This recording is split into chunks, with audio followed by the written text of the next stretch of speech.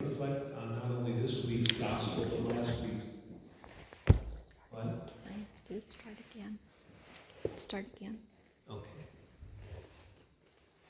From the very beginning? Yes, please. A little note before we begin.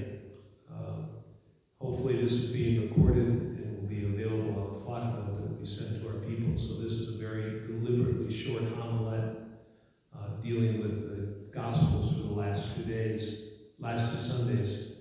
And I think the last 2 Sundays tell us a great deal maybe about what's going on in our lives right now.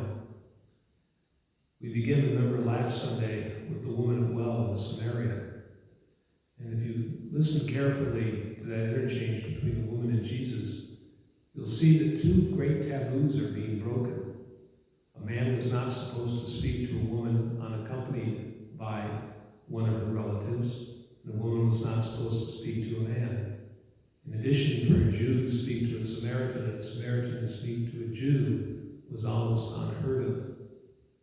And so Jesus was telling people that boundaries keep us apart. They don't bring us together. And that we need to carefully look at the boundaries in our lives. One of the boundaries in our lives is the gospel story today. You know, in Jesus' time, there was a great deal of illness and infirmity before there was a great deal of medicine available. And people didn't like to deal with that. They tried to come up with their own way of explaining it. And the way they did to explain it was to say that he sinned, or his parents sinned, or his grandparents sinned. And Jesus, in a very radical way in the gospel story today, says it's got nothing to do with that. The fact that you are injured, that you are sick, that you are crippled, has nothing to do with sin. And so Jesus brings that message into our lives today. You know, many of us are isolated in our own homes today. Many of us sometimes want to blame others or find reasons why we are going through what we're going through. And yet, for the most part, there are no reasons. There's just the impact of this, I'll use the word, evil in our lives. And we struggle to understand it and to deal with it. My prayer today is that we don't use it as a way of dividing ourselves from others. The young from the old, the foreigner from the native born. The list is endless of how we can divide ourselves. Also, I think some people think that whoever is injured or why this happened was some kind of vengeance from God. I don't think that's the way the Lord operates. I think he demonstrates that in the gospel reading for today.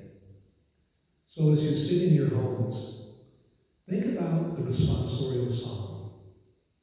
The Lord is my shepherd, there is nothing I shall want. Do we believe that? Do we trust enough in God to believe that whatever happens to us, we still have a home with him no matter what? And as we do pray today for each other, we pray for healing. We especially pray for hopefully a vaccine or a treatment for these things. But we pray most of all for understanding, for compassion, and for love. Now I hope this finds you well. We continue to pray for you each and every day. We are as frustrated as you are that we can't be with you this Sunday. In the name of the Father, and of the Son, and of the Holy Spirit. Amen. Okay?